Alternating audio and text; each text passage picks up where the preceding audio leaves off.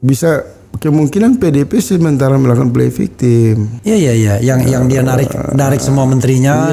Iya. Dia sekarang ini lagi ingin memberi pesan yang semakin hari semakin terang. Gua mau oposisi nih, ya kan? Tidak ada manusia yang sempurna, semua hilaf. Prabowo hari ini menarik Gibran itu tidak beda dengan Prabowo tahun 2014 menarik besannya SBY Hatta Rajasa.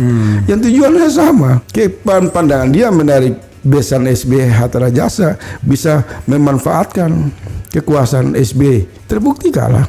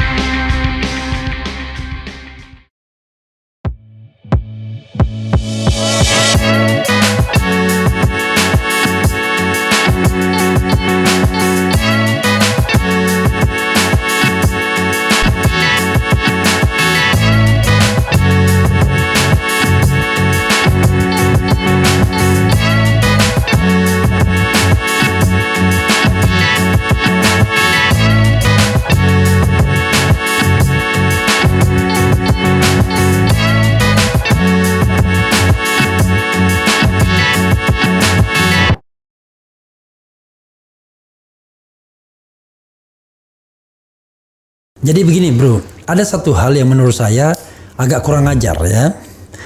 Ketika Surya Paloh mencalonkan Anies, betapa panasnya istana. Konsekuensinya udah kita lihat tuh, dua menteri akhirnya dicokok kan. Dizalimi. Istilah dizalimi juga nggak pantas. Tidak pantas. Artinya gini, korupsinya akhirnya diproses. Yang korup kan banyak kan, tetapi kan diciduk lah. Tetapi sekarang ini kita sudah bisa pastikan kalau Prabowo mencalonkan diri, maka ada split tiket. Bayangkan ada Menko Polhukam. Ya, itu yang tadi saya bilang mereka akan ribut dalam ruang. Iya, maksudnya gini, ada Menko Polhukam yang menjadi koordinator capres, sementara dia sendiri cawapres. Iya. Kalau mereka tidak diberhentikan oleh Jokowi, atau cuma diberhentikan salah satu saja. Tidak bisa, Jokowi nggak bisa berhentikan mereka. Ya akhirnya gimana penjalannya pemerintahan ini? Ya tadi itu abang. Itu mereka saling ibaratnya saling. Kalau per hari ini diskusi yang lebih senyap dan strategis di kalangan yang sedang merancang ledakan di dalam pusat kekuasaan itu mengatakan mereka sudah mengidentifikasi pintu-pintu masuk. Kalau sampai misal pengentalan dukungan terhadap Prabowo menguat, maka perang di dalam internal pemerintahan itu pecah. Tidak mungkin mereka di luar ini, di dalam ini. Ini seperti peristiwa 2004, di mana SBY di stigma terzalimi, kemudian dalam pemerintahan itu pecah dan menguntungkan SBY. Ya, tapi dia keluar. Nah, momen itu mau dilakukan oleh PDIP. Mahfud akan keluar. Mahfud akan keluar. Mahfud keluar terus dia bawa itu kan data-data. Iya, sebagai orang yang dianggap dizalimi gitu ya. Dia keluar, dia bawa data-data yang dia sering umumkan. Saya sudah pegang data intelijen, data ini, data itu. Nah, itu bahaya itu. Dan kalau seandainya, ini mohon maaf ya, kalau seandainya Mahfud keluar, kan banyak orang yang mengatakan bahwa Pejaten itu perlu kepada Banteng kan. Jadi gimana posisinya? Ya, saya membayangkan kekacauannya luar biasa tuh. Polisi tentara kan bergabung di kubu Ganjar Mahfud. Iya.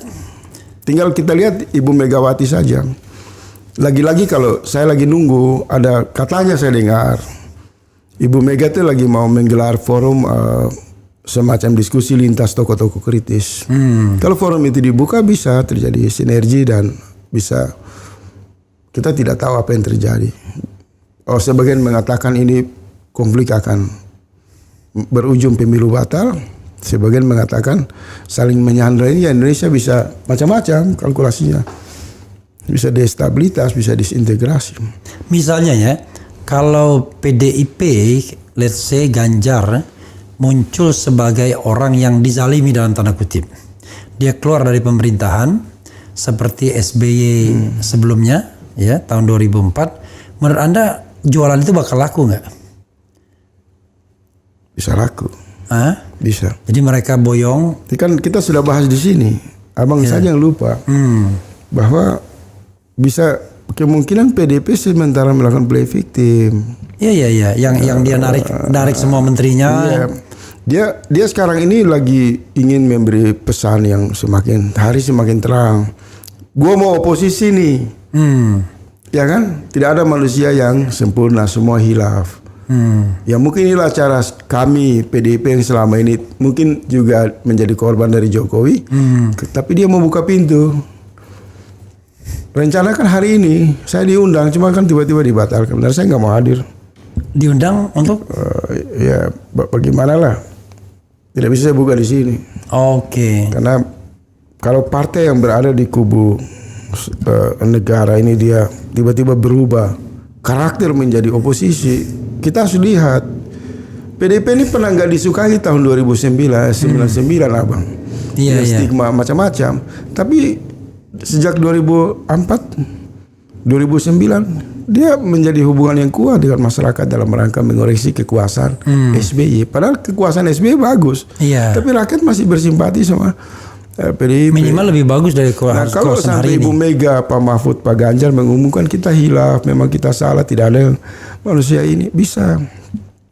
Karena banyak juga tokoh kritis di kubu. Jadi nanti kubu perubahan malah berebut panggung dengan. Nah, itu yang kita khawatir. Makanya kalau sudah bermain di partai politik, saran di awal itu mohon didengar.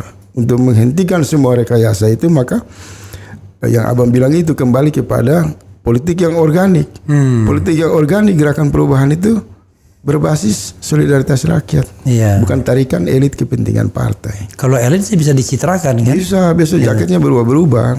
Iya. Hari ini tiba-tiba. Kita udah berapa lama nih abang? Ini termasuk lama ya diskusi kita ya.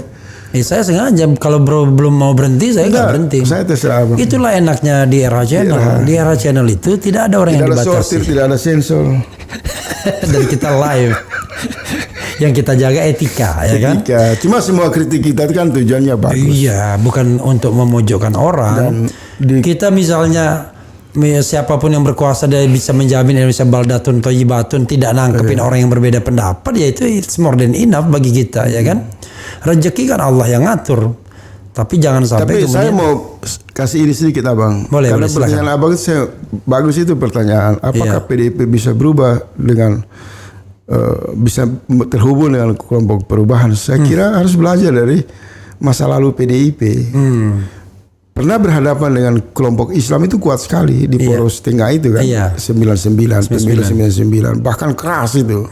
Mereka paksakan Gus Dur naik dan kemudian terjadi rekonsiliasi, pembagian kekuasaan. Bisa kan kalau Ibu Megawati misal panggil RH tanda petik, sudahlah representasi civil society ini kita gabung aja. Kita pastikan dua pasangan maju untuk bertanding.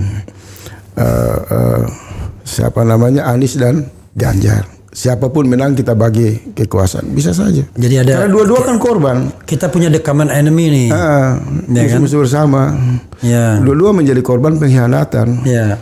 Jokowi mengkhianati PDIP, Prabowo mengkhianati Barisan Perubahan Umat Islam. Tapi kalau lobby itu antara Ibu Mega dengan Surya Paloh tidak bisa. Rakyat curiga terjadi deal di antara elit partai, atau PDIP dengan PKS, PDIP dengan PKB, itu tidak bisa. Itu langsung citra Anies hancur. Iya. Karena dianggap partai mengatur. Iya. Tapi kalau Ibu Mega, misalnya yang saya dengarin lagi merancang forum untuk menyamakan persepsi, tokoh-tokoh yang di lobi seperti Gatot Nurmantio, Refli Harun, iya kan? Kalau saya jangan, saya kritikus biar saya kritik terus. Iya. Maka ada kesamaan di belakang panggung untuk dalam rangka saling mengatakan, memang yang bikin rusak ini Prabowo sama Jokowi, itu pasti menarik. Maka jurkam perubahan itu bisa menjadi kekuatan untuk memetakan siapa yang masuk di putaran pertama, iya kan? Di situ kuncinya. Tapi kalau di kubu Jokowi Prabowo ini sudah nggak usah kita ngomong lagi, Bang. Ini udah hanyut.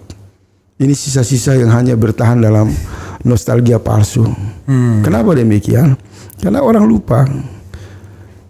Prabowo hari ini menarik Gibran itu tidak beda dengan Prabowo tahun 2014 menarik besannya SBY Hatta Rajasa.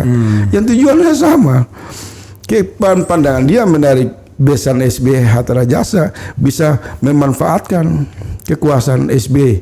Terbukti kalah.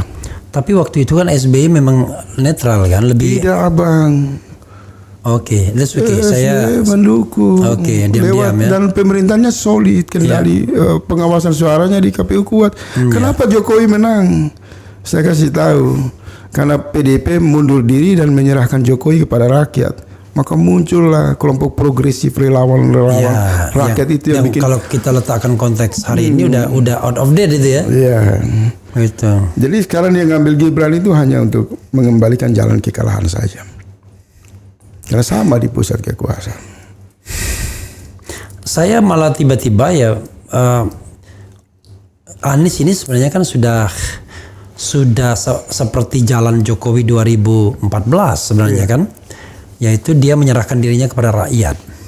Iya kan sudah bahasanya udah kan. Tapi jangan sampai di capture by the political party kan, atau political party. Kalau saya nggak mau curiga terlalu jauh.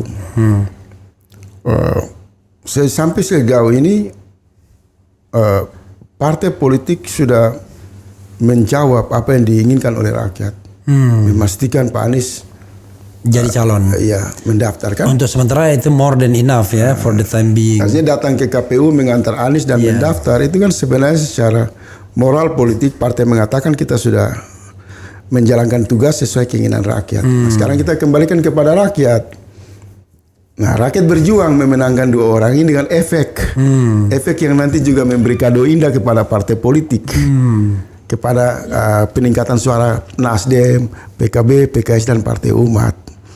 Kan rakyat juga begitu kan, mendukung Anies dalam gerakan perubahan yang kuat, maka secara otomatis kelompok rakyat yang mendukung Anies Caimin ini berdampak memompa suara bagi partai-partai yang mengusung, itu selalu begitu. Tapi kalau rakyat lihat yang mendominasi kelompok partai politik, maka nanti terbelah. Bisa konsentrasinya pecah, saling curiga. Jadi menurut saya bagusnya memang pertarungan partai politik di jalur parlemen.